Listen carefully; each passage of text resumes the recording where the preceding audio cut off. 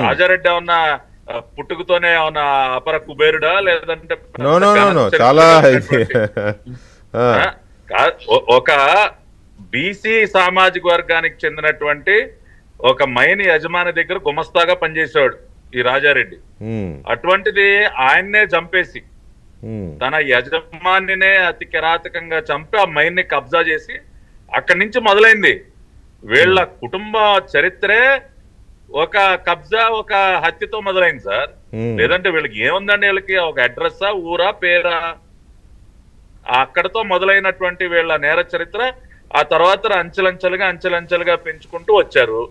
ఇప్పుడు వైఎస్ రాజశేఖర రెడ్డి తన రాజకీయ ప్రస్థానం మనం చూసినట్లయితే రాజారెడ్డి బాంబు కల్చరు, రాజారెడ్డి కత్తులు పట్టుకుని తిరిగి గన్లు పట్టుకుని తిరిగి గెలిపించడమే కదా. అవును. ఎక్కడైనా వీళ్ళు ఎప్పుడైనా ప్రజాస్వామ్యబద్ధంగా ఎన్నికల్లో గెలిచినటువంటి చరిత్ర ఉందో ఎప్పుడు అక్కడ ఆ కాన్స్టిట్యున్సీలో ప్రజల్ని భయభ్రాంతులు